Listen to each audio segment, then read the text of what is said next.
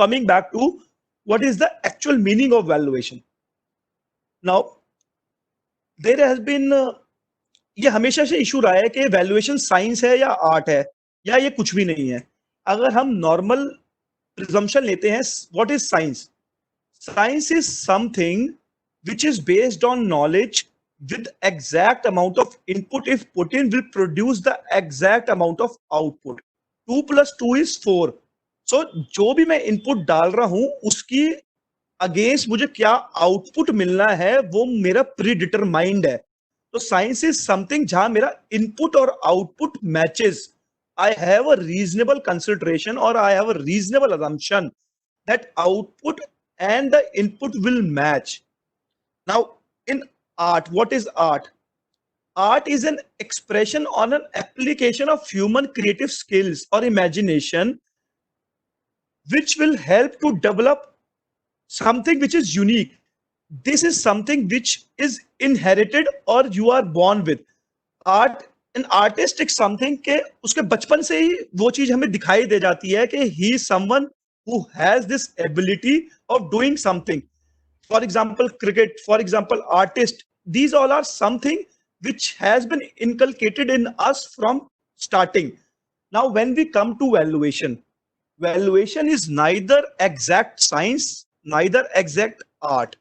It is neither a pure form of art nor a pure form of science, but it is a perfect combination of both of them.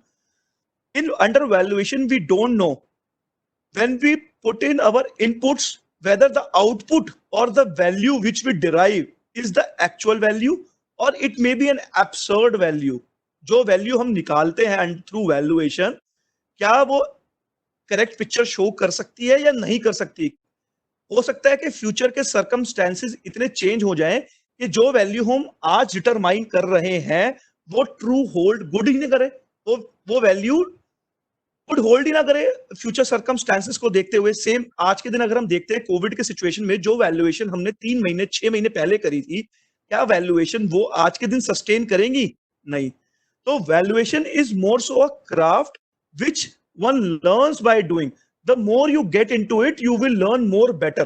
So valuation is nothing but a combination of both science as well as art. Now, what is the difference between value as well as price? अगर simple शब्द में बात करें तो value is estimating the worth of an asset, whereas price is the consideration which is being paid for purchasing that asset. For example, अगर कोई plant है, plant मेरे लिए उसकी वैल्यू 100 रुपए हो सकती है, बट जो बंदा वो प्लांट खरीदेगा हो सकता है उसको उस प्लांट को खरीदने की वजह से ही might get into the vertical synergies, vertical integration synergies. So उसके लिए ही would be ready to pay a price which is higher than the value, the value which is actually the worth of that asset. तो जो price है, price is indeterminate of the value. Value and price are two different concepts. जैसे हम आज की बात करें, Covid के सिचुएशन की बात करें, तो जितने भी मेडिकल फार्मास्यूटिकल्स प्लेयर्स थे उन्होंने जो भी कोविड की मास्क मेकिंग मशीन्स परचेज करी हैं, that they have purchase at a very high consideration, but that asset does not depict the true value, क्योंकि उसकी जो वैल्यू डिटरमिन्ड है, वो प्राइस जो हाई वैल्यू उसकी पे करके machine they are buying that machine, it is because of these 2 months or 3 months or 6 months जिसके अंदर they will be doing an extraordinary business. But when we value that particular asset or when we value that particular plant and machinery, it will be much lower than the actual price paid by the pharmaceutical or the medical companies to buy that particular machines to produce masks. So our main intention here is there is a differentiation between the valuing of an asset as well as price of an asset. Now, when we come to the value, valuation जो concept है, that is only for the purpose of determining the value, not the price consideration. So being a valuer, we determine what is the value to be assigned to a particular asset. Now, when we come to the different statutes, whether it may be income tax, whether it may be Ind AS, whether it may be the valuation standards issued by ICAI or international accepted valuation standards, whether it may be OECD's guidelines, जब हम इस सारे acts या other other acts को देखते हैं तो वहां से एक चीज कॉमन आती है कि वैल्यूएशन की या फेयर वैल्यू की डेफिनेशन कॉमन है। अगर हम इंड एएस 1113 की फेयर वैल्यू डेफिनेशन देखते हैं, वो क्या बोलता है? Fair value means the price that would be received to sell an asset or pay to transfer a liability in an orderly transaction between market participants at a measurement date। तो इसके अंदर जो इंपॉर्टेंट वर्ड्स हैं वो क्या है? Price, orderly transaction, market participants and measurement date. ये चारों पैरामीटर्स अगर हम किसी और डेफिनेशन में देखते हैं तो ये सारे पैरामीटर्स उस डेफिनेशन में भी आएंगे। जैसे हम इनकम टैक्स की डेफिनेशन देखते हैं, वो बोलता है fair market value in relation to capital assets means the price that the capital asset would ordinary fetch on sale in the open market on the relevant date। What does this relevant date means? Relevant date is equivalent to measurement date। Open market means orderly transactions between market participants। Price means price that it will be received to sell a asset or paid to transfer a liability। So अगर हम various statutes को देखते हैं तो there are common parameters which we need to understand। There is one concept of measurement date or relevant date। This date is the date on which we are doing a valuation। There are two dates assigned to a valuation। One is the measurement date or the valuation date, second is the signing date। Signing date can be post facto, whereas the measurement date or the valuation date plays most important part। The date for which we are valuing a particular asset, we need to take all the parameters as existing as on that date of measurement date or the valuation date to be captured for the purpose of valuing that particular assets। What does this orderly transaction between the market participants means? It means that there should be willing buyer and willing seller। It should not be a forced transaction। जबरदस्ती किसी को cell नहीं करा होना चाहिए।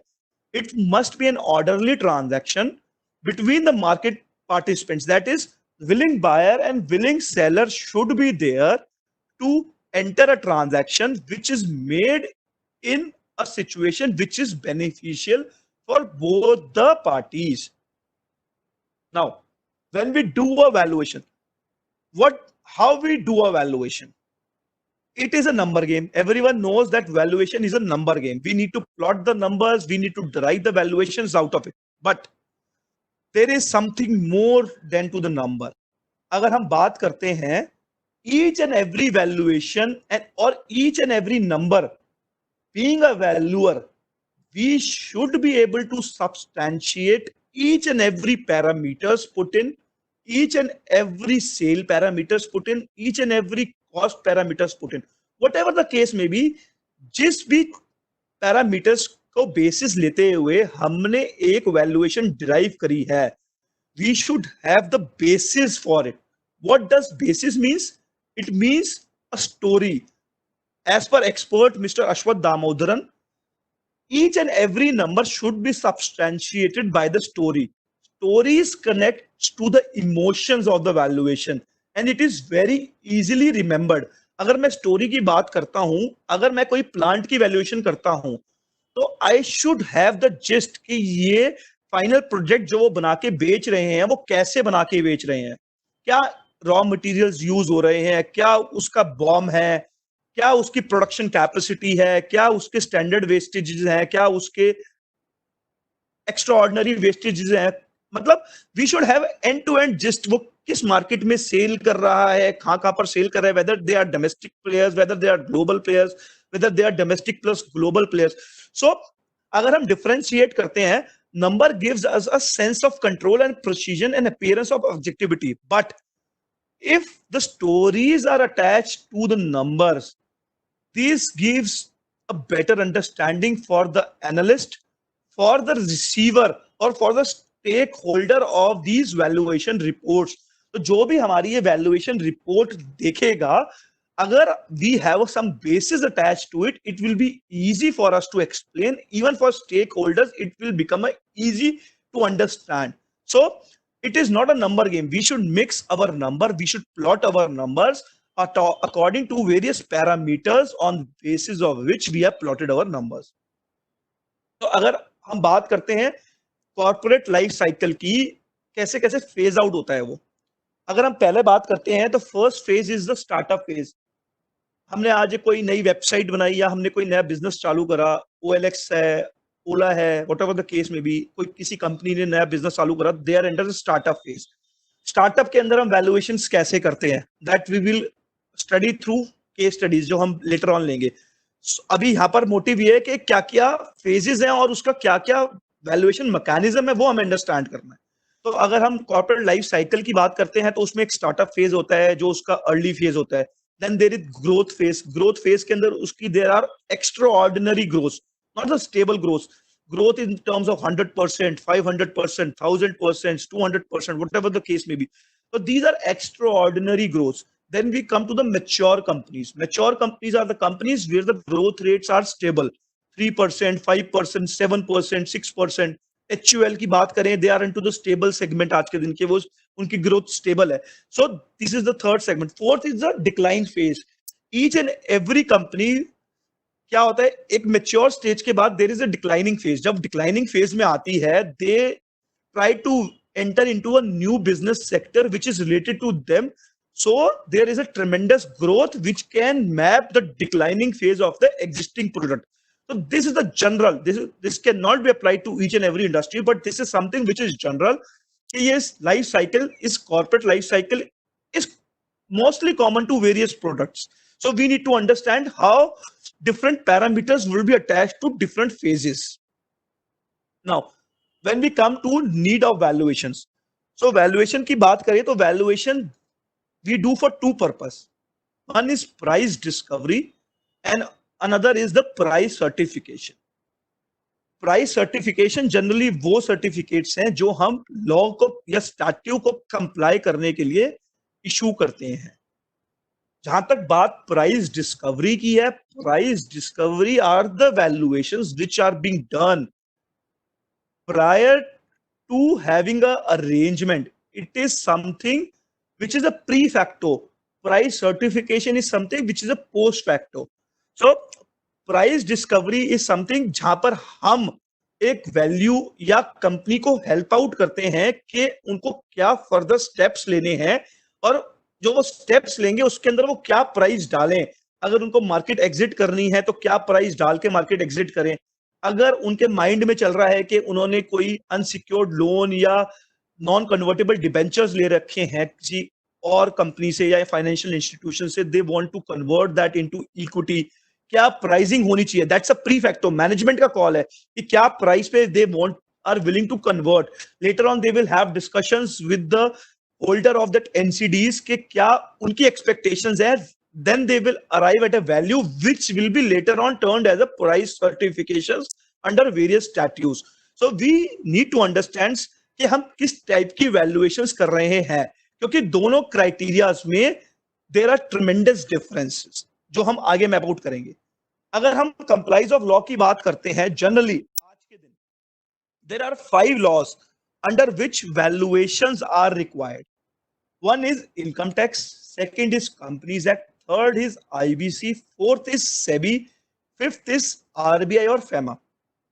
अगर हम बात करते हैं कंपनीज एक्ट की, there might be a circumstance, अगर मैं कंपनीज एक्ट की कोई वैल्यूएशन इशू कर रहा हूं, I am being hit by a transaction जिसके लिए मैं कंपनीज एक्ट में इशू कर रहा हूं, सेम ट्रांजैक्शन के लिए simultaneously I am being hit by income tax act, FEMA और सेबी।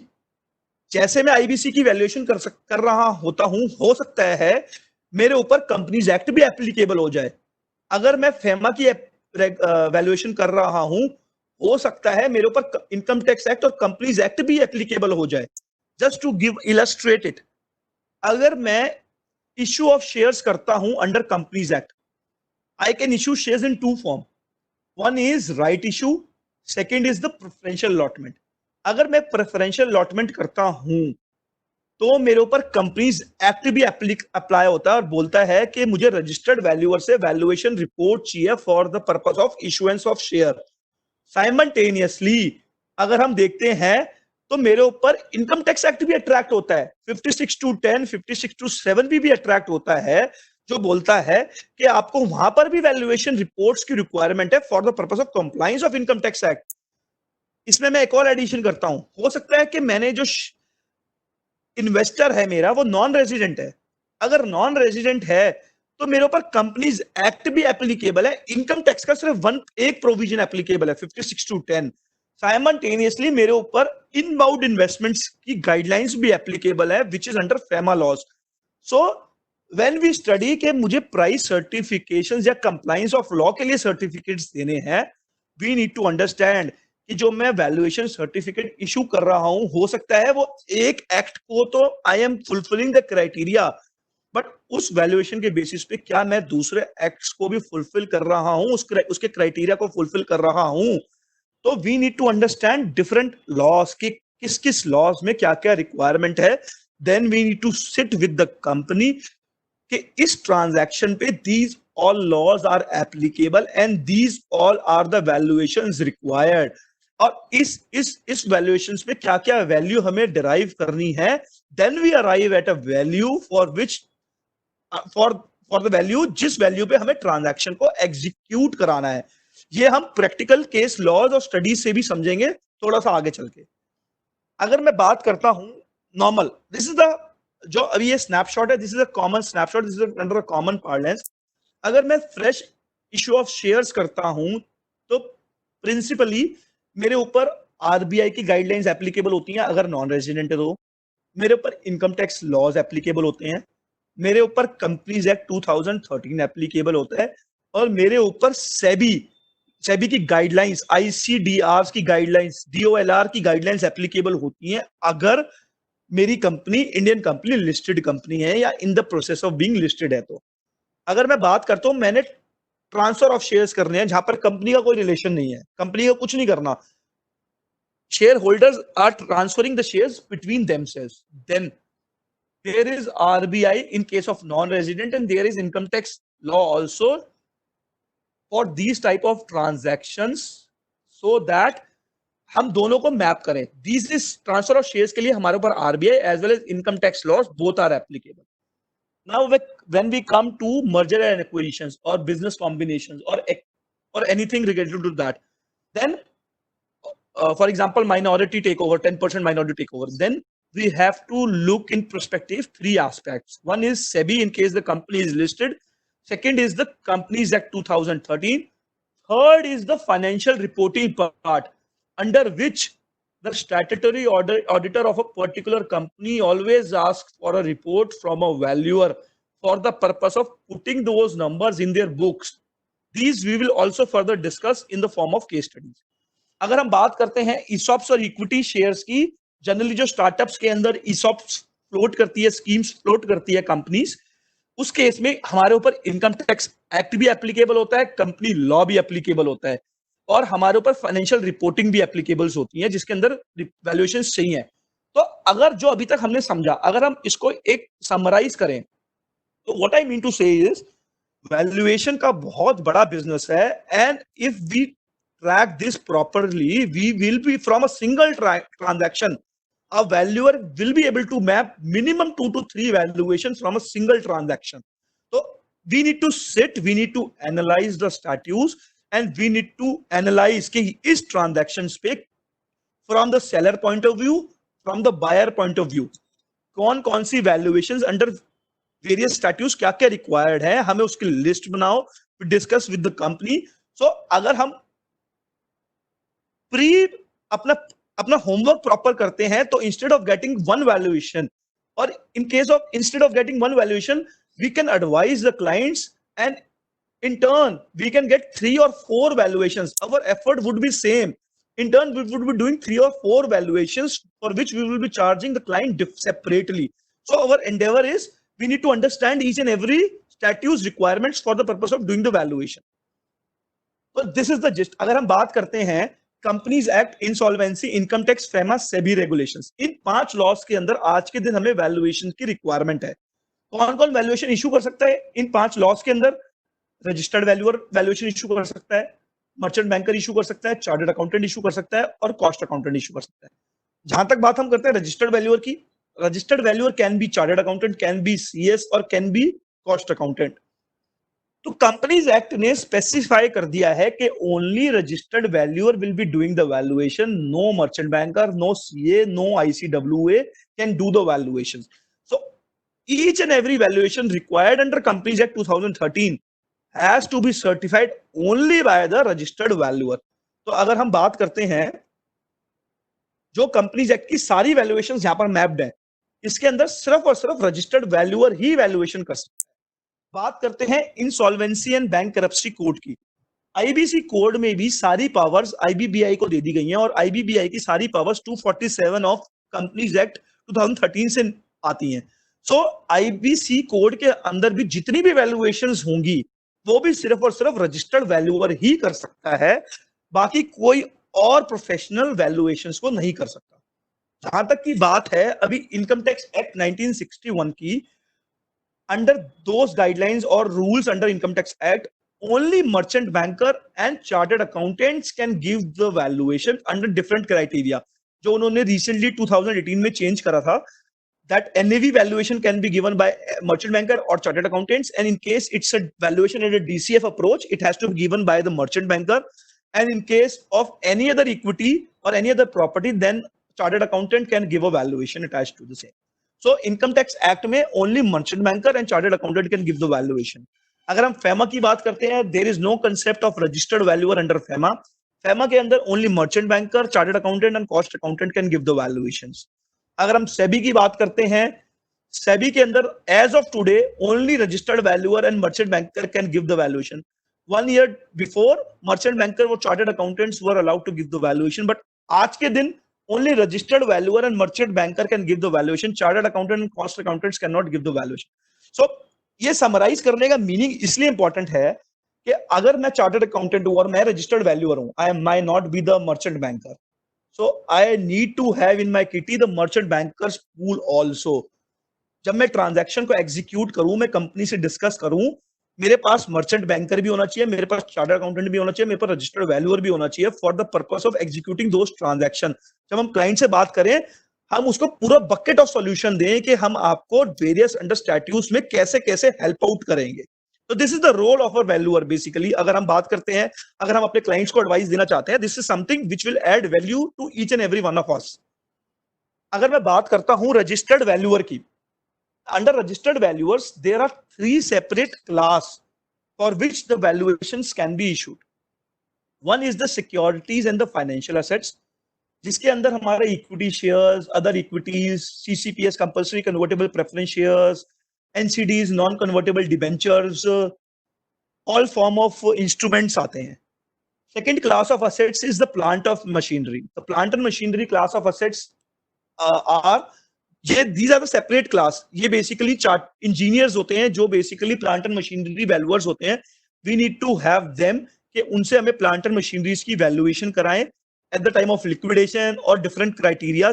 जनरली लिक्विडेशन के समय प्लांट एंड मशीनरी वैल्यूएशन की रिक्वायरमेंट आती है, या फिर कोई प्लांट एंड मशीनरी जिसको मैं बिजनेस पर्पज से यूज नहीं कर रहा हूं and I am carrying this plant and machinery in my books as it is, or I am carrying it for the purpose of sale, then I can have a valuation report from a plant or machinery valuer।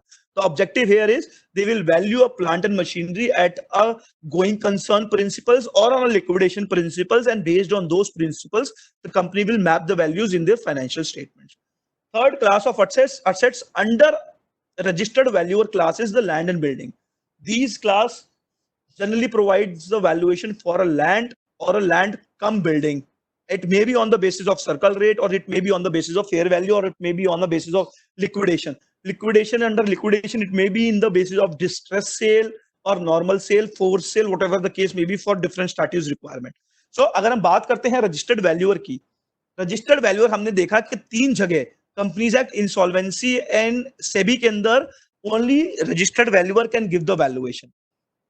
Registered valuer in turn are divided into 3 categories। One is the securities and financial assets valuers, which all chartered accountants can become after completing a certain period of experience, maybe 5 years or 10 years, whatever the I need to check the guidelines कि उसमें 5 साल है 10 साल है. सो उस time period के बाद each and every chartered accountant can be a part of an SF, securities and financial agent valuer. Second is the plant and machinery valuer. Third is the land and building valuer. So जब हम कोई भी valuation करते हैं, we need to understand कि SFA की valuer की requirement है, प्लांट एंड मशीनरी वैल्यूअर की रिक्वायरमेंट है, लैंड एंड बिल्डिंग की रिक्वायरमेंट है. अगर मैं बैलेंस शीट की बात करता हूं, बैलेंस शीट के अंदर फ्री होल्ड लैंड भी आ रहे होते हैं, प्लांट एंड मशीनरी भी आ रही होती है, मोल्ड्स डाइस भी आ रहे होते हैं. There might be an number of things. But जैसे ही मैं बोलता हूं कि ये प्लांट एंड मशीनरी या moulds and dies are being used in my business, and through these usage of these plant and machinery I will be generating some revenue, then these plant and machineries are outside the scope of plant and machinery valuer, and this comes into a part of SFA valuers. मतलब हमारे under आ जाता है कि हमें इसको as a going concern plant and machinery की business valuation करनी है. So this is something we need to understand कि अगर मैं बैलेंस शीट उठा के वैल्यूएशन करने की कोशिश करते हैं, तो हमें मैप करना है कि कौन सा मेरा रनिंग बिजनेस है और उस रनिंग बिजनेस से क्या क्या असेट्स मेरे अटैच्ड हैं, और कौन से मेरे आइडियल असेट्स हैं जिसके लिए मुझे सेपरेट सेट ऑफ वैल्यूएशन चाहिए for the purpose of my financial statements. Now this is this is the background which we have discussed till now. Now we will come to the actual case studies. First is the issuance of shares. Now, as we discussed earlier, एक company है, उसकी समझो 100 rupees की capital है, they want to go for 100 rupees more issuances of shares. जब वो 100 rupees की मोर issuance करती है अंडर कंपनीज एक्ट, वो they can go into the preferential allotment और they can go into the right issue. अगर वो राइट इशू के फॉर्म में जाती है तो कंपनीज एक्ट में देयर इज अ वेवर के उसको रजिस्टर्ड वैल्यूअर से कोई वैल्यूएशन की रिक्वायरमेंट नहीं है. बट अगर वो प्रेफरेंशियल अलॉटमेंट के अंदर जाती है, then there is a requirement, then we need to get a valuation report from a registered valuer, and basis on that report the company can issue the shares to the subscriber to that preferential allotments. So अगर हम बात करते हैं, एक company है, company ने resident को एक प्रेफरेंशियल अलॉटमेंट की स्कीम फ्लोट करी और साइमल्टेनियसली रेजिडेंट ने वो फ्लोट एक्सेप्ट कर ली और कंपनी के अंदर फंड्स इन्फ्यूज कर दिए. तो इस ट्रांजैक्शन की बात करें तो इस ट्रांजैक्शन पे there are 3 valuation required. One is the valuation under companies act 2013. Second is the income tax act. Income tax act के अंदर there are 2 valuations. One is the valuation under section 56 to 7B, which is attracted on company. Third is the transaction under section 56 to 7, which is attracted on shareholder. मैं इसको एक case study example से समझाता हूँ. 100 रुपए की capital है, 10 share है, हर एक शेयर की वैल्यू इन्फ्यूज है 10 रुपीज की. As on the date of preferential allotment मैंने एक वैल्यूएशन करी अंडर कंपनीज एक्ट और मैंने 10 रुपए की वैल्यू को 15 रुपए की वैल्यू करा. कंपनी को 150 रुपए सब्सक्राइब कराने थे, तो कंपनी ने 10 शेयर और निकाले, 15 रुपए के हिसाब से 150 की सब्सक्रिप्शन कैपिटल या इशूड कैपिटल लेके उनको शेयर्स इशू कर दिए.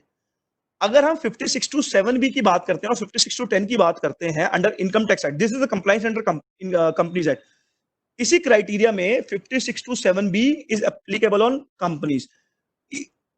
अगर हम 56 टू 7B की बात करते हैं, इसके अंदर 2 मेथड प्रिस्क्राइब्ड है. One is NAV, second is the DCF. NAV is on the basis of book value and DCF can be on the basis of discounted cash flow method. अगर मैं उस कंपनी की एनएवी वैल्यूएशन करता हूं और मुझे NAV valuation उस company की समझो 10 रुपीज आती है, तो क्या होगा, जो 5 रुपए कंपनी ने एक्सेस लिया है, that will be deemed as the income from other sources in the hand of company, and company would need to pay taxes on that. So what we need to do there is that we need to arrive at the business enterprise value in the form of DCF valuation.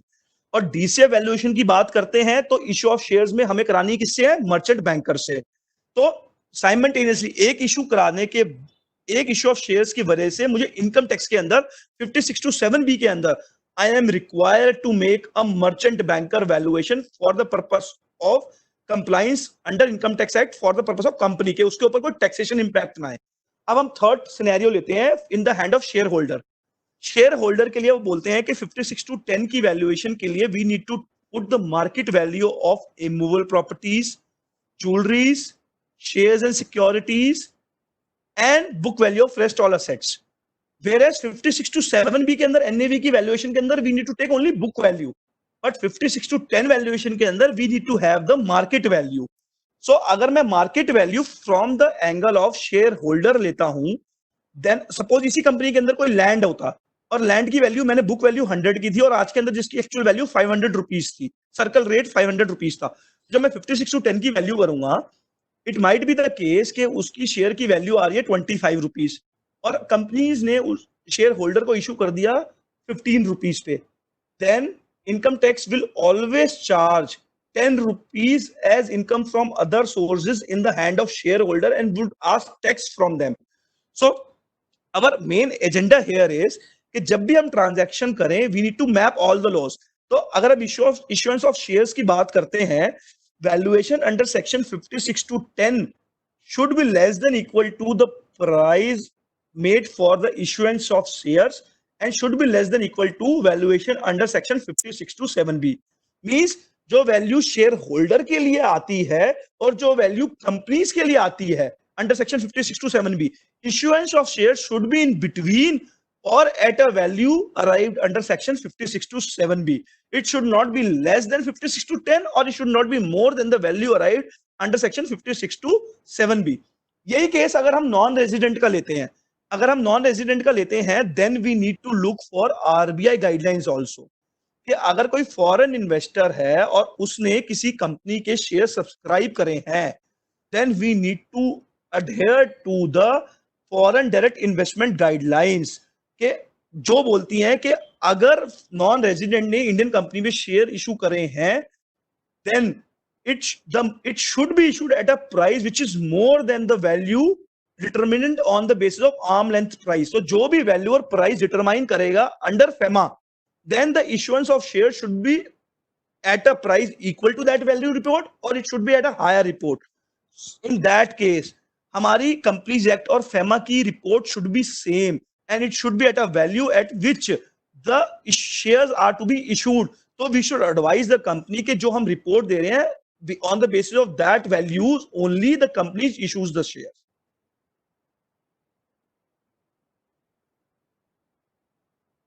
So अगर हम बात करते हैं इसी के अंदर questions की, valuation report requirement for listed securities issue to the non resident investors. अगर हम बात करते हैं लिस्टेड कंपनीज हैं, लिस्टेड कंपनीज ने नॉन रेजिडेंट इन्वेस्टर्स को शेयर्स इशू कर दिए हैं, then whether we need to have any report under SEBI in case of a listed companies, in case it is frequently traded shares, means कि जितने भी उसके number of shares हैं 10% or more have been traded in last 12 months. In case that is the case, there is no requirement under the SEBI for furnishing a valuation report. Whatever the price is there as per the 26 2 weeks before average rate or 26 weeks average rate, if that price we have issued the shares more than that price, then it will be treated as that we have complied with the laws. Recognition of merchant banker report in case of Companies Act, as I told you earlier, under Companies Act only registered valuer report is required. Merchant banker report is not a compliance under Companies Act, so we need to have a report from a registered valuer only. Now valuation reports requirement in the hand of investors that we have already discussed in respect of section 56 to 10 of Income Tax Act, these will be applicable. Now when we come to the transfer of shares, the transfer of shares can be in form of two transactions. One is the transfer between the resident, second is the transfer between a resident to a non-resident or from a non-resident to a resident. So अगर हम बात करते हैं resident to resident, जब हम resident to resident transfer करते हैं, then only income tax provisions are applicable and RBI provisions are not applicable. Under income tax provisions, section 56 to 10 says that this is the minimum value under which you have to transact this transaction. So जो भी value under section 56 to 10 आएगी, we need to have the transaction equal to that value or more than that value.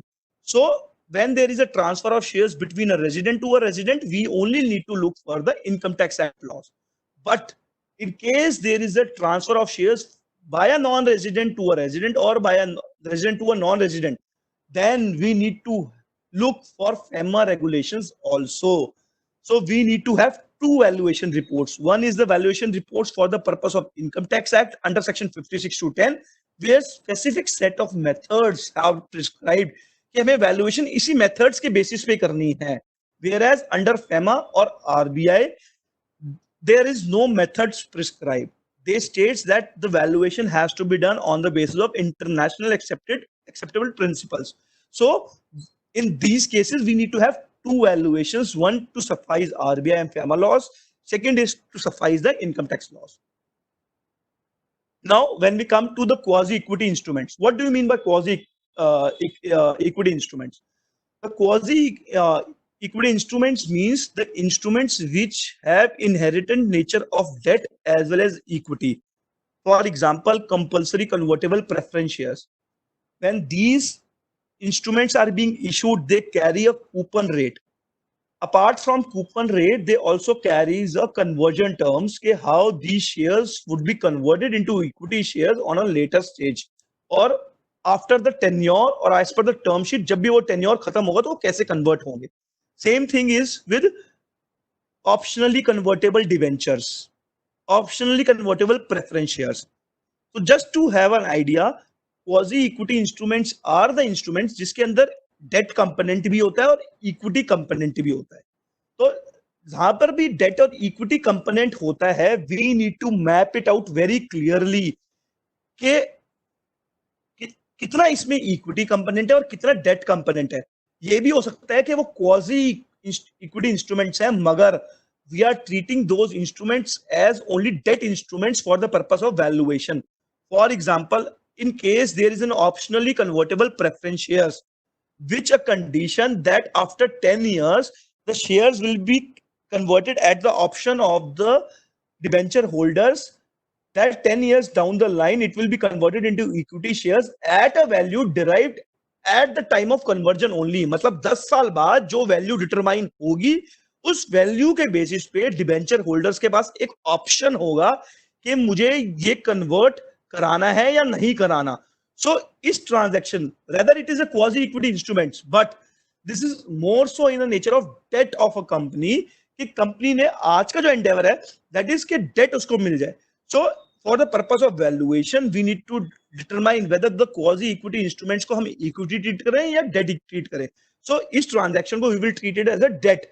अगर मैं second case लेता हूं, compulsory convertible preference shares with a condition that अगर ये 10 years down the line, these compulsory convertible preference shares will be converted into equity shares at a ratio 1:1, means कि एक preference share will be converted into one equity shares after a period of 10 years.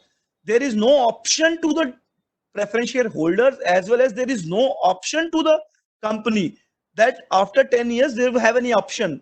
It will be automatically converted into equity shares. So these type of instruments for the purpose of valuation will be treated as an equity only. Now, when we come to merger and acquisition valuation. So merger and acquisition, what do you mean by merger and what do you mean by acquisition?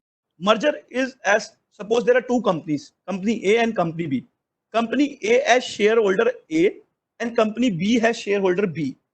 So when we merge them, suppose A is getting merged into B. So shareholders of company A and shareholders of company B will become the shareholder of the merged company, that is company B. If B was to be merged in company A, then company A would have been in existence after the merger, and A and B shareholder would have been the shareholder of company A. For example, Idea got merged into Vodafone, OBC getting merged into PNB. So shareholders of OBC will get the shareholding in PNB. Now, when we come to the acquisition, suppose there are shareholder A and shareholder B, company A and B. Under acquisition, company B can acquire company A either by paying to the equity share to the shareholders of company A or by granting them the shares in company B. So there can be two scenarios. Company A would be the holding company of company B, and company A shareholder can be company A or B shareholder, or only company B shareholder can be the company A shareholder while making payment to the company A shareholder. Means we have acquired company A by paying the shareholders of company A in cash, in terms of money. मैंने पैसा देके उनसे shares खरीद लिए, या फिर मैंने उनको बोला कि ये कंपनी बी ने एक्वायर कर ली है और हम आपको कंपनी बी के शेयर्स दे देंगे।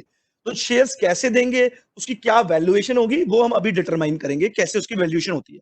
अगर हम बात करते हैं मर्जर एंड एक्विजिशंस की, तो कंपनीज एक्ट के अंदर how it has to be move forward और what is the process under companies act. Firstly we have to have a valuation report for shares, properties, tangible, intangible assets, business valuations.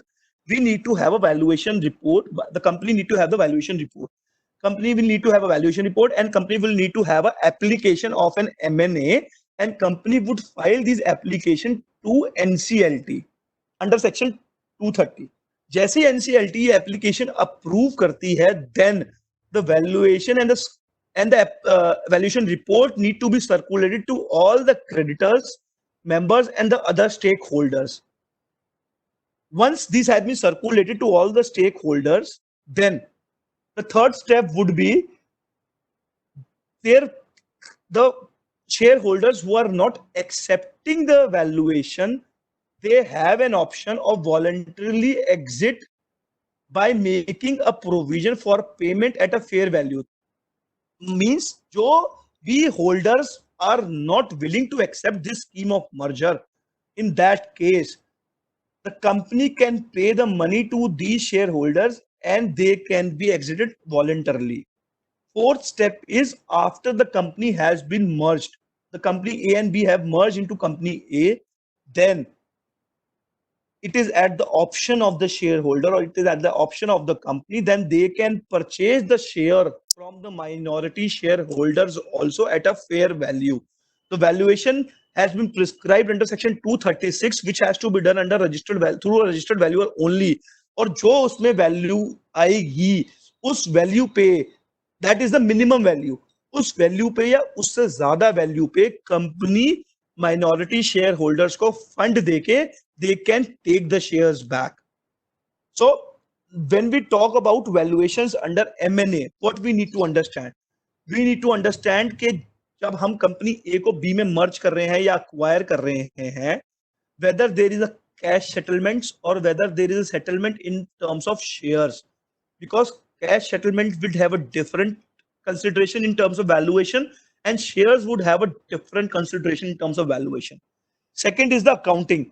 When the company is being merged, how the company's accounts will be recorded in the demerged company, whether there would be any goodwill or whether there would be any capital reserves, what synergies, what tax benefits would be applicable, what shall be the valuations of tangibles to be recorded in the demerged companies. In terms of consideration, it can be a cash payout as we discussed earlier, it can be a stock payout in terms of issuance of stocks, or it can be a combination of both. It can be a cash payout as well as the stock payouts. Now, when we talk about the accounting treatment, goodwill or the capital reserves, suppose a company has been acquired at a rupees of 100 crores or 10 billions, and there are identifiable assets in terms of PPE, property, plant and equipments, financial assets, financial liabilities are there, and there is a net financial assets identifiable up to an extent of 8 billion. So 2 billion will be recorded as a goodwill in terms of merger scheme. In case where the net identifiable assets would have been more than the consideration price, that is, it may be more than 10 billion. In case it is more than that, 12 billion, then 2 billion would have to be recorded as a part of capital reserves. So how this has to be determined, that is something important. So जो 10 billion की consideration आई है वो कैसे आती है? This is the role of a valuer. अगर हम value की बात करते हैं तो we need to put a share exchange ratio. तो we need to value it. इसको हम दो सेट्स में डिवाइड करते हैं. One is the listed shares and another is the unlisted entities. अगर हम लिस्टेड एंटिटीज की बात करते हैं, then the price at which the company is being traded, that is the best parameters on the basis of which a merger scheme can be floated with a little variation in terms of expenses.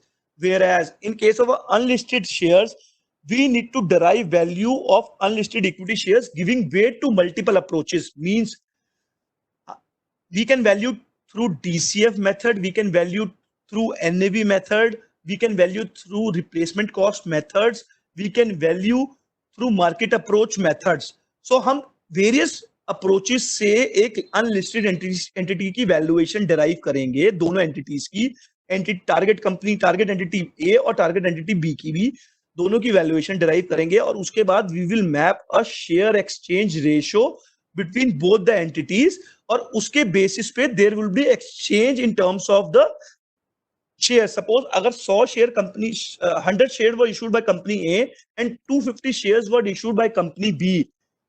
Suppose there is an exchange ratio of 2.1 per share, means के एक share of company A के against we will give 2.5 share of company B. So when we consolidate this as a scheme of merger, earlier the capital was 100 and 250. Now when we are giving 2.5 shares per share for the shareholders of company A, so company A from 100 shares would be converted to 250 shares of company B. So after merger the share capital of firm B would be 500 shares.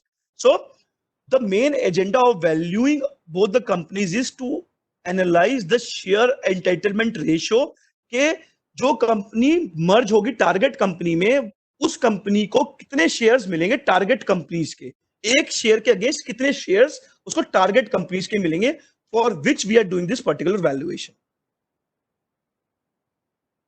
हमने during merger we discuss that the minority interest is something which a company can buy out or a shareholders can buy out under section 236.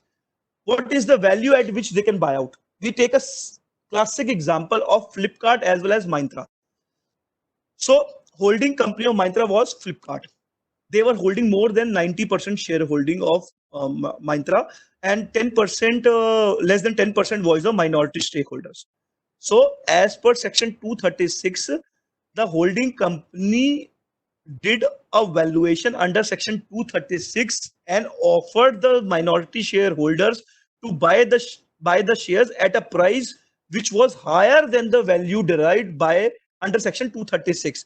Means कि जो भी 236 की value आई उससे ज्यादा company के share holders ने minority share holders को as an offer letter दिया कि ये आप हमसे कैश पेमेंट ले लीजिए और इसके against you give us the equity shares of Myntra to us so that we become a fully owned company or Myntra becomes a 100% subsidiary of Flipkart. So this is something where being a registered valuer we can give the valuation. Now when we talk about this transaction, under this transaction again we also need to look for the valuation report under Income Tax Act under section 56 to 10, that in the hand of shareholders there is no income to be taxed under the income from other source head. So when we talk about any transaction we need to see various statutes under which we are covered. Now transfer of IPRs held by a promoter. Generally what happens is, suppose a company has been floated in India and there is a one patent which the promoter of the company have developed. So when the patent application is being filed under the inventor name and under the applicant name, what generally promoter does is that they put their name themselves. So promoter ही अपना नाम डाल देता है for the purpose of making the application under patent under the inventor name as well as the applicant name. Now through that patent the company is running a business because that is something which is very unique. On the basis of that patent the company is functioning and company is providing solutions to the industry players. For example, अगर मैं pharmaceutical company हूं, मैंने कोई formula develop कर लिया जो कि unique है to a particular disease, then the inventor will put a patent in his name and the applicant will be the individual or the promoter themselves, and the promoter will form a company through which he will have a transaction in the form of sale and purchase of the particular thing which he has developed. So transaction क्या है? Patent is in the name of promoter and company is running into a business for the product developed because of that patent. Now this now the patent holder or the promoters want to sell this company. अगर वो इस company को cell करेंगे किसी third person को, जो भी third person company को परचेज करेगा, they will acquire the shares of the company. Once they acquire the shares of the company, does they have a legal title of on the patent also? No, because patent was never the property of the company. Patent was the property of the promoter themselves. In these type of transaction, generally, when the buyer of a company, they always insist the promoter to transfer the patent in the name of company itself. So buyer क्या बोलेगा कि patent holder को कि आप ये patent का right relinquish करो permanently, temporarily permanently, और इस पेटेंट को असाइन करो permanently in favour of the company. अब इसके हम दो केस लेते हैं. जब रेजिडेंट ने इस पेटेंट को ट्रांसफर करा कंपनी के अंदर, किस वैल्यू पे वो ट्रांसफर करेगा? At what value the transaction will be rooted? Because under section 56 to 10 of Income Tax Act, it says that any persons, if it acquires any property which is at a price less than the fair market value as determined under Rule 11 UA, then the tax need to be paid by the company. अगर मेरी value 100 रुपए आती है उस patent valuation की और promoter उसको transfer करता है 80 रुपए का कंपनी के अंदर, तो 20 रुपए के ऊपर टैक्स लगेगा कंपनी के हाथ में under the head income from other sources. In that case, it is the role of a valuer that he does the valuation under Income Tax Act, which is according to the income tax guidelines rules also and as per Companies Act rules also, कि जिस value पे हम वो transaction execute करा रहे हैं, it sits in the books at a value which is a true value and which is as per the Companies Act as well as the Income Tax Act. So इस case में क्या हुआ, resident ने जब वो company बेची किसी और रेजिडेंट को, तो उसने पहले ये पेटेंट ट्रांसफर करा कंपनी में और उसके बाद कंपनी ने उसके शेयर्स परचेज करे with the patent license also. अब हम इसको सेकंड केस लेते हैं. Suppose the buyer of this company is a non resident. In case the buyer is a non-resident would ask the patent holder to transfer the patent into the company and transfer this company in the name of non-resident holders later on. Or what they can ask apart from that is that you transfer the shares of the company in my name and also transfer the patent in my name. You should not transfer the patent in company. What you can do is that you can transfer the patent in my name and you can transfer the shares of the company also in my name. So in such a circumstance, there are two transactions attached. Objective is same. Objective is to buy the company with the patent. But when we talk about the transaction, in this case, there are two transactions involved. One is purchase of patent by the non-resident from the resident holder. Second is purchase of shares by a non-resident holders from the resident holders. So जब हम patent की बात करते हैं, transfer of patent और the sale of patent by a resident to a non-resident, under that case, there are no guidelines prescribed under RBI. Only thing is we need to look for the income tax compliances in respect of valuation, whether we are complying section 56 to 10 or not. Now, when we transfer the shares from a resident to the non-resident, in these cases, we need to address the issues under Income Tax Act also, as well as RBI Act also. So in this transaction, there would be three valuations required. One is the valuation patents required for the purpose Income Tax Act.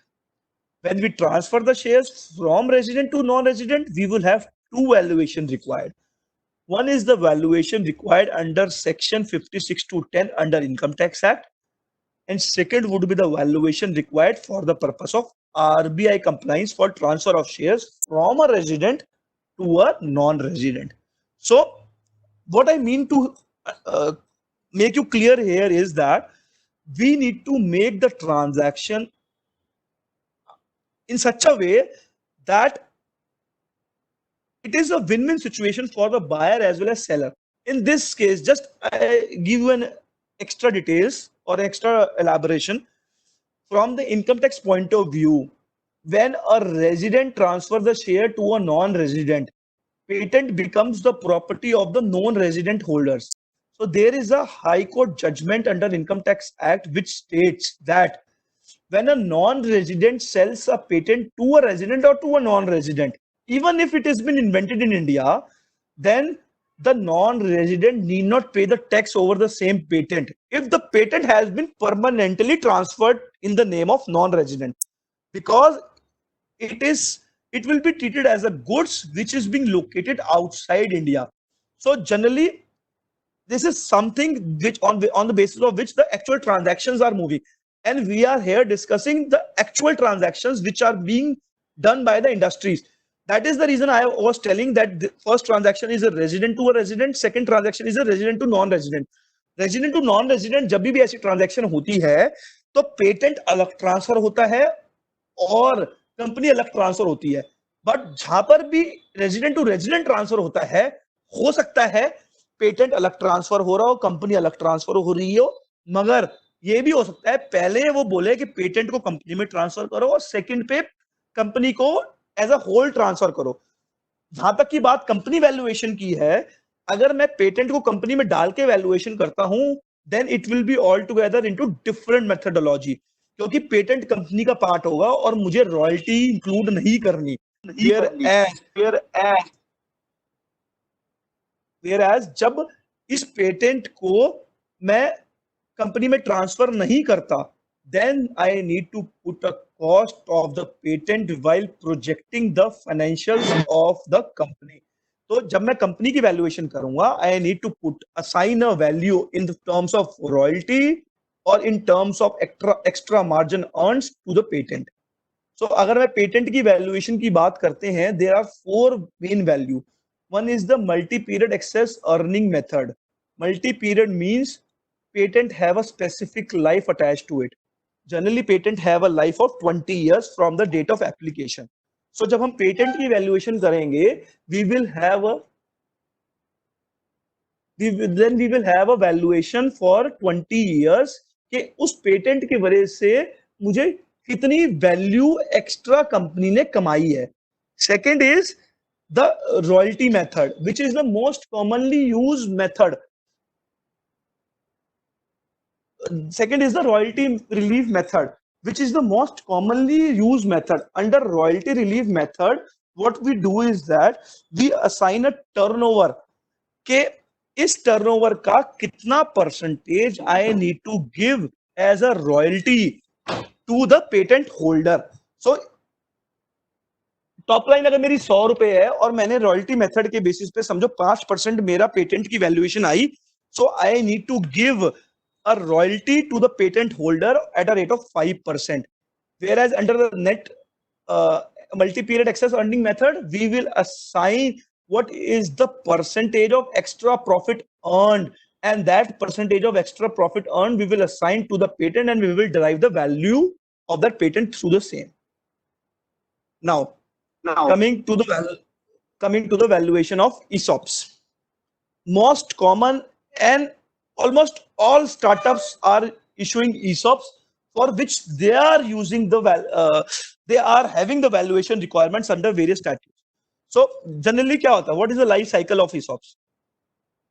जितनी भी startup companies होती हैं, what they want is that they want to retain the employees with themselves, and for the purpose of retaining those employees they float a ESOP policy or of ESOP scheme on the basis of which they grant the shares of the company to the employees, which will be vested depending on the vesting period. So what अगर मैं इसको brief करते हैं, what is the life cycle of an ESOP? Company ESOP policy frame करती है, board and after shareholder approvals, this policy gets implemented. Once this policy gets implemented, then the company grant the ESOPs by issuing the grant letter. It can be stating कि आप हमारी company के employ हो, we would grant you 30 shares in case you are with the company for 3 years, or we will grant 30 shares over the next 3 years for you. एक साल के बाद आपको 10 शेयर देंगे, 2 साल के बाद फर्दर 10 शेयर्स दे देंगे, थर्ड ईयर फर्दर 10 शेयर्स दे देंगे. तो end of first year 10 shares, end of second year 10 shares, end of third year 10 shares.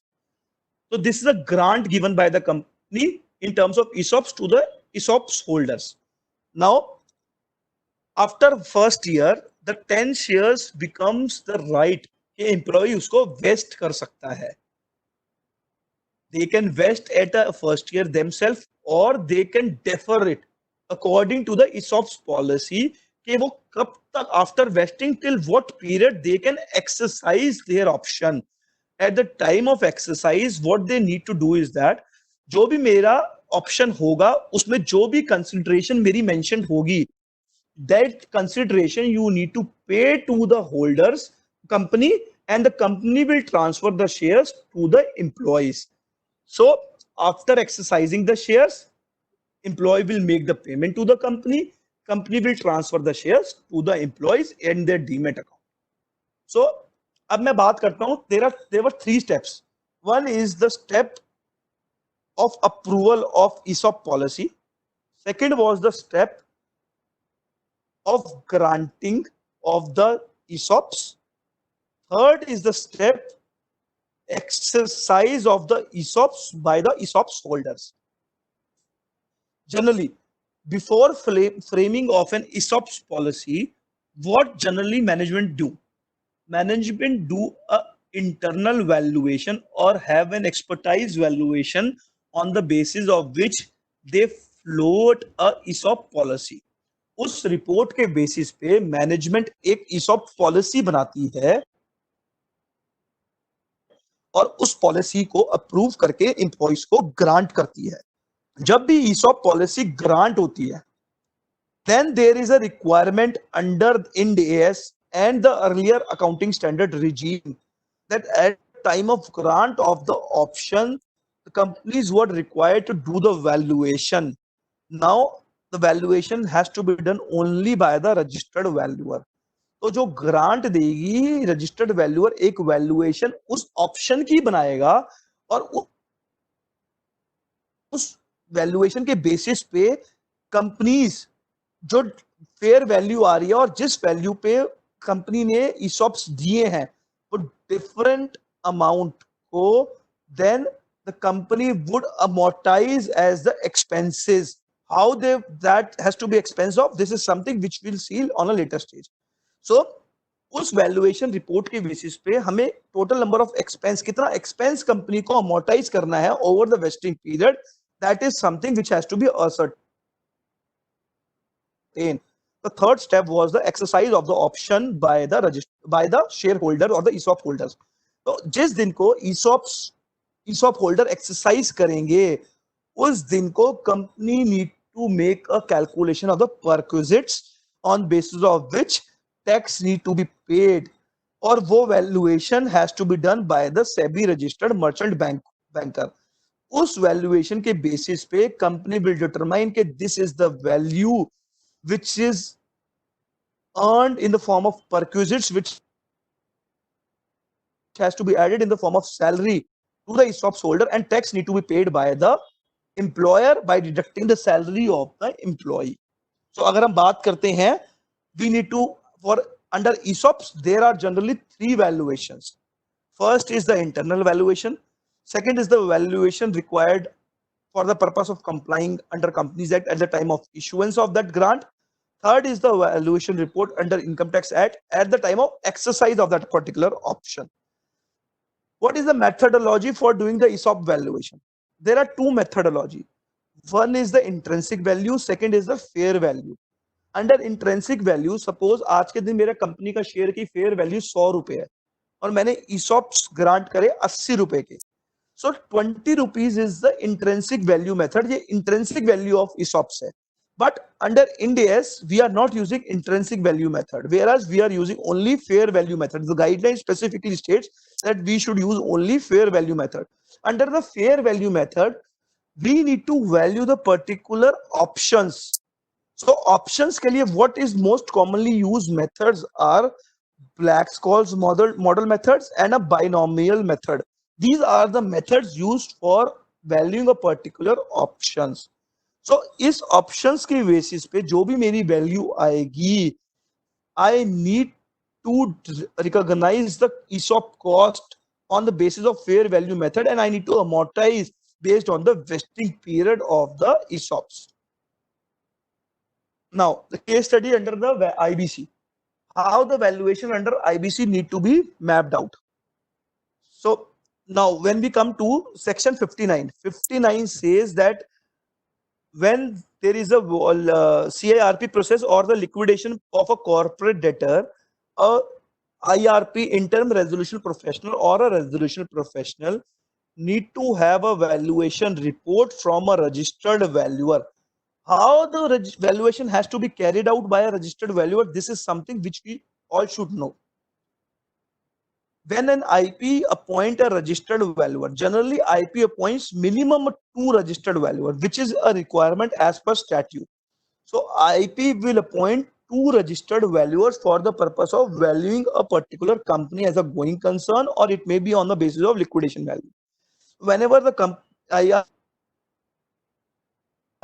IP appoints a registered valuer, or he appoints 2 registered valuer, in turn registered valuer minimum has to give the fair value and have to give the liquidation value both. So the registered valuer report should have both the values, that is the fair value, second is the liquidation value. When we talk about the valuation date, what should be the valuation date for the purpose of IBC valuation? Valuation date should be the CIRP date, on the date on which it has commenced, that is the CIRP commencement date, or the date on which the NCLT has determined that this shall be the date on which the CIRP proceeding has been commenced. So जिस date को वो admission या commence हुई है, that will be the date for which we need to frame the valuation under Insolvency Act.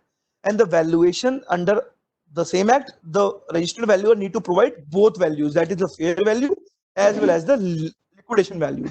When we talk about the liquidation value or the fair value, there are different methodologies through which the valuation need to be determined. Mojit, there is some disturbance.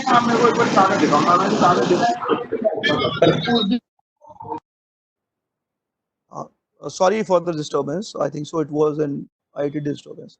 So now when we talk about the insolvency valuation, under insolvency valuation, a valuer need to assign weights to at least 2 approaches.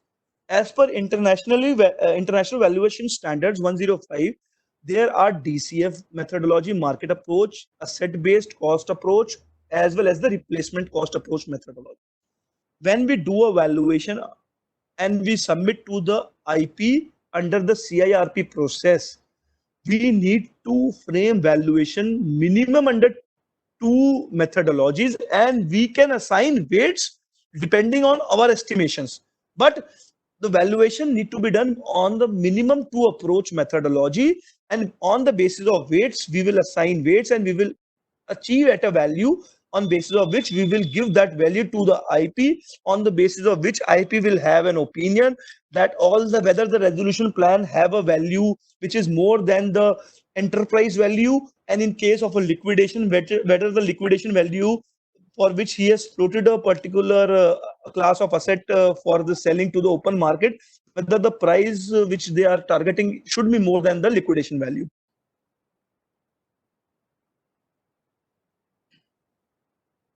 Now, what about the valuations when a company or an organization adopts from earlier regime to the Ind AS regime?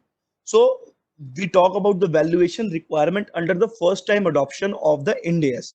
So when we talk about the Ind AS adoption, the Ind AS 11101 states that the first time adopter of Ind AS shall have the option of using fair value as deemed cost as on the date of transition to the Ind AS in relation to following. Means जब भी मैं Ind AS में जिस भी year में मैं Ind AS में convert करता हूं from my earlier regime, it is at the option of the company that for the following class or for the following assets, instead of using the deemed cost, means the acquired cost, we can use the fair value as the deemed cost for the purpose of recording as on the date of transition.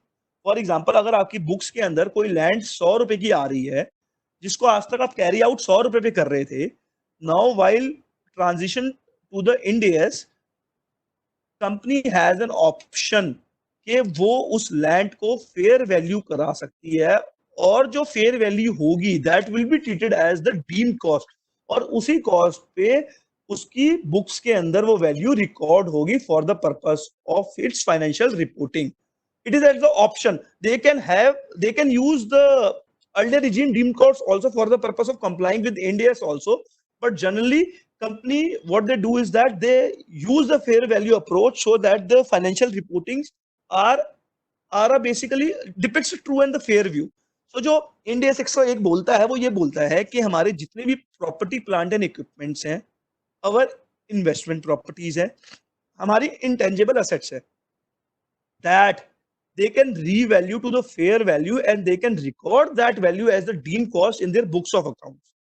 So intangible assets की बात करें तो chartered accountants who are registered under RBI are the authorized person for doing the valuation. अगर investment properties की बात करें in terms of shares and securities, then also the chartered accountants who are registered under IBBI can frame a valuation report for the purpose of these shares and securities in form of investment properties. जहां तक की बात करते हैं property, plant and equipment की, in that there are specific class of assets in terms of plant and machineries, valuers as well as land and building valuers. Basis of on base उनकी report के basis पे basically we can arrive at a true value and we can record that value in our books. So जब भी हम किसी company की Ind AS conversion करते हैं, we can always explore the possibility कि क्या management wants a fair value of these type of assets to be recorded in the books of accounts or not. Now, when we can come to the last case study of the impairment of assets. When we talk about the impairment, under Ind AS, there are two sets of Ind AS which categorize the impairments. One is Ind AS 109, which talk about the financial instruments.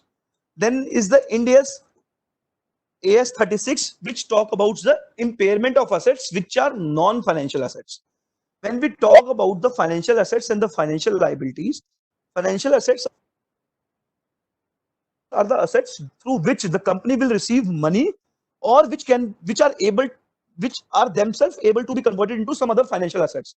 So this is something which has been defined under the Ind AS. So अगर हम बात करते हैं financial assets की valuation या impairments की, then Ind AS 109 is applicable. When we talk about the impairment of non-financial assets, then Ind AS 36 is applicable. When we talk about financial assets, जब हमने first time adoption करा और मैंने investment properties को revalue करके I put it in under fair value scheme और मैंने उसको fair value पे record करा. For that, I need to follow Ind AS 109 each and every year. So we need to map कि जिस भी कंपनी के अंदर we are recording the financial assets at a fair value, then we need to revalue, we need to check whether the carrying value of the financial assets are depicted in true and fair view.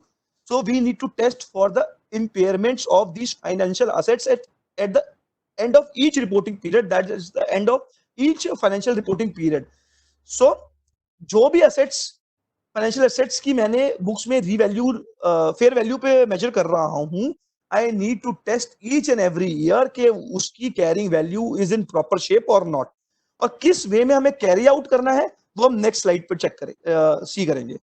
Now when we talk about impairment of assets under Ind AS 36, it talks about impairment testing for goodwill. It talks about impairment testing for intangible assets such as patents, such as brand valuations. Goodwill and the intangible assets again has to be tested lifelong at each financial year. जैसे हमने पहले बात करी थी, हमने patent को transfer करा company के अंदर. जब हमने पेटेंट को ट्रांसफर करा कंपनी के अंदर और हमने उसको रिकॉर्ड करा एक फेयर वैल्यू पे, हमने वो तो उस डेट पे रिकॉर्डिंग कर ली, मगर एवरी ईयर जब भी हम फाइनेंशियल स्टेटमेंट्स क्लोज करेंगे, we need to revalue or we need to check whether there is any impairment on account of that patent or impairment on account of the goodwill के जो भी मेरी books के अंदर intangible assets खड़े हैं, whether there is any impairment, permanent impairment in relation to those assets or not. ये impairment निकालते कैसे हैं?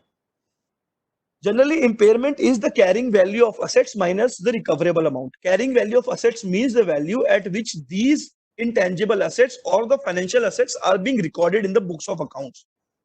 Recoverable amount is the value, is the higher value of the value in use. Value in use is the value for a particular CGU, cash generating unit, or it may be for the purpose of a financial instrument, or it may be for the purpose of any brand.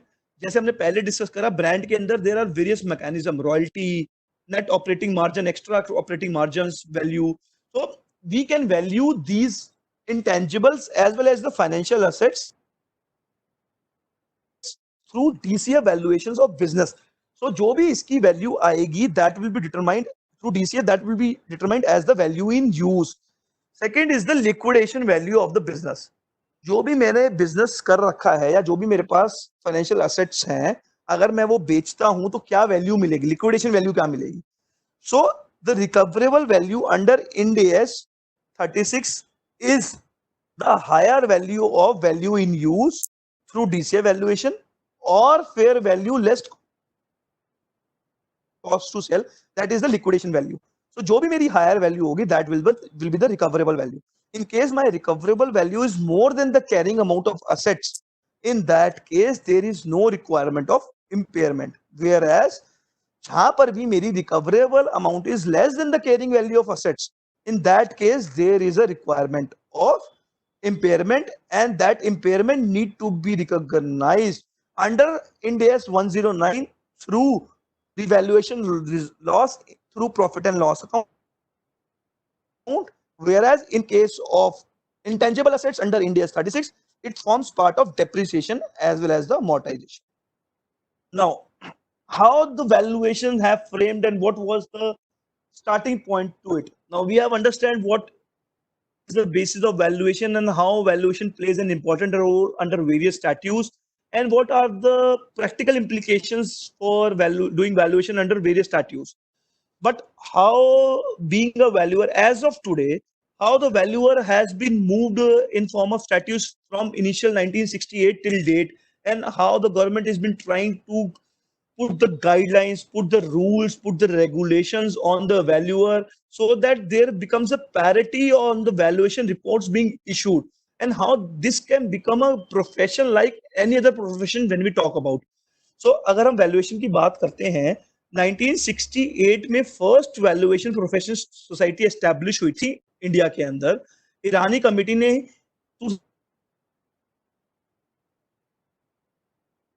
अंदर एक establishment करी थी जो कि institute of valuers के through they framed some guidelines and regulations which were recommendatory, not the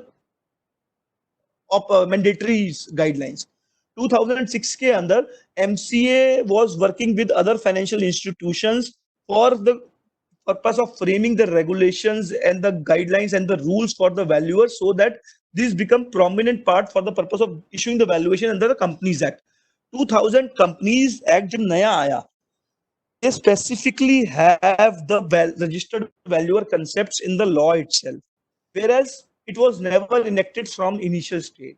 Whereas 2017 में IBBI ने notify करा कि registered valuers becomes a prominent role for the purpose of issuing the reports under the Companies Act. And from 1st of February 2019, it becomes a mandatory provision that each and every valuations under Companies Act 2013 has to be provided by the registered valuer.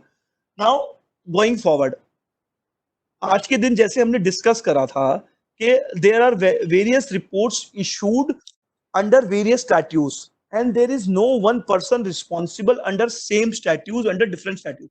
मतलब मैं chartered accountant, मैं income tax में valuation report issue कर सकता हूँ. I can not issue the report under companies act until and unless I become a registered valuer. अगर मैं registered valuer हूं तो मैं इनकम कंपनीज एक्ट में रिपोर्ट इशू कर सकता हूं, बट मैं इनकम टैक्स में रिपोर्ट इशू नहीं कर सकता अगर मैं चार्टर्ड अकाउंटेंट नहीं हूं.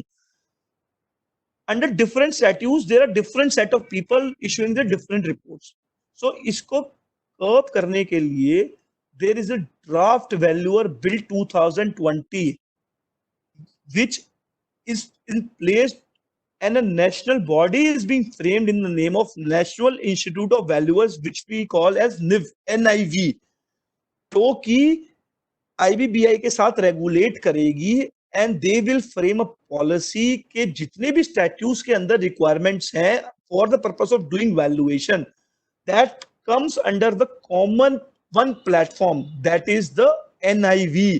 तो जितने भी हमारे वैल्यूअर्स होंगे they will need to be themselves be registered under NIV, और उन सारी वैल्यूएशन को NIV कंट्रोल करेगी under various statutes under Indian laws. So अगर हम आज की बात करते हैं, ICI is a registered valuer organization and ICI can give the value, is conducting various courses for their chartered accountants so that they become the registered valuer. We need to enroll with the ICI registered value organization. We need to make the requisite fees payment. We need to give our 50 hours, I think so, training part there, and we need to clear exam conducted by IBBI. Once we clear that exam, we need to get enrolled ourselves as a registered valuer under IBBI for the purpose of giving the valuation reports. Now, when we come about the who can become the registered valuer, so जो मुझे लगता है कि registered valuer आज के दिन कोई भी बन सकता है, in case they have the zeal to become the same, and in case they want to learn something, and in case they want to develop that into their practice. It is something which is going on, and I believe that in next 5 to 7 years it will have a very good future in terms of valuation professionals. अगर हम बात करते हैं Colgate की, Colgate ने भी अपना काम FMCG जाइंट से चालू नहीं करा था. From 1806 to 1906 they were into soaps and candle business. So उनका मेन बिजनेस था कैंडल एंड सोप का, whereas from 1920s they get shifted into the FMCG sectors, and as of today we know Colgate by the FMCG sector. So अगर मैं बात करता हूं, it is, well, being a valuer is not a difficult thing at all. It is something which we can learn on, which we can inculcate. It is something which we can get experience to it, and it is something which have a very good future to it. So अगर हम valuation की बात करते हैं, being a chartered accountant, we all can become a registered valuer provided we have a limited period of experience as a chartered accountant and we are doing the valuation reports under other statutes. So अगर वो चीज है तो we can become the registered valuer, and I think that there is a huge scope for doing the valuation under various laws going forward. As we saw that there is a NIV, National Institute of Valuers, and the draft valuation rules are being prescribed. So I do see that the government is under the right approach for doing, for curbing the valuation reports and for having a systematic track for various valuers. So this is all as of now.